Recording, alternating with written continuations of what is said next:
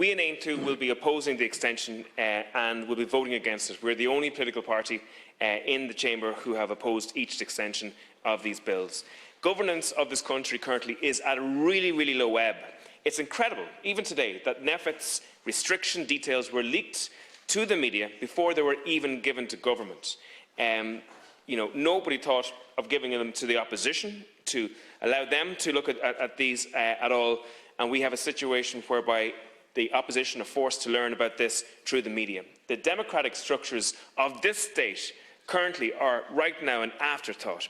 Will the government do anything about the leak? Absolutely not. How can a government that has been built on leaks do anything about leaks from other organisations? At the outset, it's important to say that there is good news in relation to this. The COVID hospital figures are falling. You wouldn't know this currently by the narrative that's out there, but thankfully ICU and hospitalisation figures are down. Incidents are highest among the very young, but there's good news there as well. The damage done to the very young is thankfully very low. Nobody has died from COVID under the age of 14 in the last 2 years in this state. And for 19 months, in fairness to the government, they also made the point that young people were very much protected from the worst aspects of this. But for some strange reason, the government has significantly flipped their message just in the last 4 weeks. The truth of the matter is that COVID is going nowhere fast. I believe that whether you're vaccinated or not, most people in this country are likely to actually get COVID. Yes, we need to be careful. Yes, we need to protect the vulnerable. But the best way to do this is actually by the creation of hospital capacity. And I believe that capacity inaction is one of the biggest threats to the protection of people with COVID in this state and the 1 million people who are waiting for hospital treatment on the waiting lists. The differential currently between the number of ICU beds that exist and the number of ICU beds there should be is 260. Now that's double the number of ICU beds that are actually taken up by people with COVID. So the lack of government investment is a bigger threat to ICU capacity than COVID, and that's saying something else. Also, hospital capacity. 70,000 people applied to the Be On Call for Ireland. People came home from Australia and elsewhere to help with human resource and hospital capacity, and only 400 of these people were actually employed. That's an incredible thing. So no matter what kind of marketing bump we get from the minister opposite, the truth of the matter is the dial has hardly been moved whatsoever when it comes to increasing healthcare capacity. One of the other big issues in relation to this has been venue access antigen testing. Now, we in Aontú have been calling for that for more than a year, and it's one of the biggest failures of this government. The government have been talking about it for 14 months. They've been refusing to take a decision. When they finally do take decisions, they quickly do U-turns on this. And in the end, they've outsourced it to Lidl and Aldi. I want to speak about nursing homes for a second. Nursing homes and hospitals have been the epicentre of the COVID crisis in this state. The majority of people who've died in this state have caught COVID in a hospital or a nursing home. These are two areas to which the minister is directly responsible for.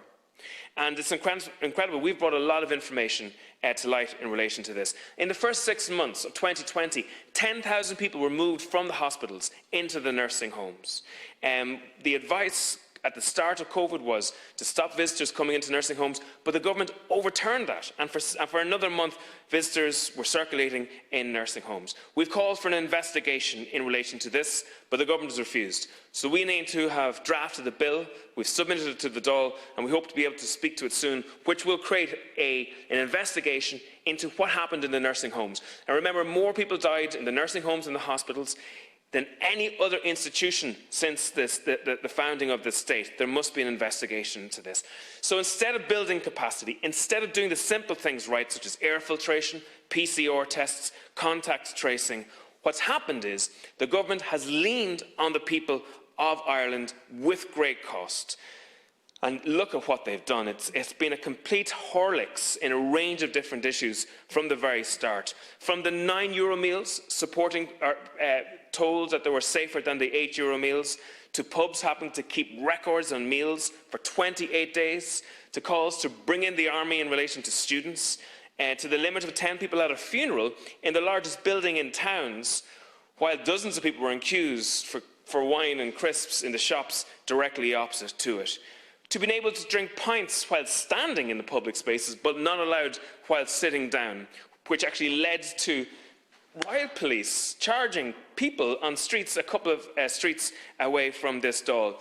To the debates that happened on whether or not socks were actually essential items of clothing, to nightclubs being closed at night, and to the incredible situation where parents, teachers and students were given a 16-hour space to implement a diktat in relation to masks on 9-year-olds. And the idea that a government would refuse education to a 9-year-old child who has glasses and can't see when wearing a mask because their specs are fogged up is absolutely incredible.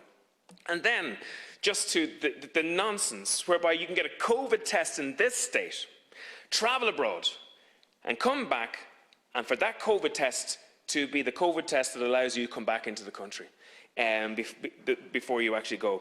And then, of course, we had the Sapone-Marine affair, which showed that the rules were for the little people and not for the government. So I believe the government has been a fiasco factory for over 18 months. And what's happened is the government has relied on yo-yo restrictions over and back, and those restrictions have had enormous damage to the fabric of our society. And everywhere you look around, people are afraid at the moment with regards to what's happening in this country. So COVID is going nowhere. We have to live with COVID. That means doing our best to protect life, but also doing our best to keep society open. We're being told to follow the science, but every time I put a question in, I'm told that there is none. So I asked NEFIT, was there any research done on the COVID pass? They said no. The COVID pass lets people into hospitality who have COVID and can stop people who haven't got COVID going in to use that hospitality. It's an incredible situation. I asked the government a week ago now, was there any evidence with regards to mandatory masks for young children in schools? None has been forthcoming. And shockingly, this is really interesting, Minister, I'd ask you to just listen for a second. I know you're busy there at the moment. Just listen to these facts. I've got information, and some of the information is on the HPSC website. But the data has been released to me as well in this. In the last 4 weeks, there were 26 outbreaks in nursing homes, 81 outbreaks in hospitals, 27 outbreaks in residential centres for people with disabilities, and 7 outbreaks for refugees for women. In the same period, there were 3 outbreaks in hotels, 4 outbreaks in pubs, and 2 outbreaks in restaurants. Right now, there are 20 times more outbreaks in hospitals than there are pubs in this state. That's information given to me by your department. An incredible figure, a damning figure. Again, the locations where people should be most protected are the locations where actually probably most damage is happening in this state. I only have a little bit left here, but unfortunately, the ministers presiding over a crumbling health service while pontificating to struggling SMEs, pubs, restaurant owners, etc., with regards keeping people safe. If we want to reduce the infection rates, I believe, in hospitals, we need to start introducing antigen test access into those hospital buildings. The problem is that the government are blindsided. The government were going to wind up NEFIT a month ago. Paul Reid said in August, when we hit 20% vaccination rate, the whole country would be open. The truth is, the level of transmission between those who are vaccinated is far higher than expected. Absolutely, the vaccine has done tremendous work in reducing the level of damage that the illness has caused in terms of mortality and morbidity, but it hasn't stopped transmission. And the government haven't taken that into consideration with regards to the policies and the actions that are taking place at the moment. There needs to be an introduction of antigen testing to replace the COVID pass to make sure that we reduce the illness that's getting into the hospital section. Finally, the government have gotten away, I believe, in large part because the opposition have been atrocious over the last while.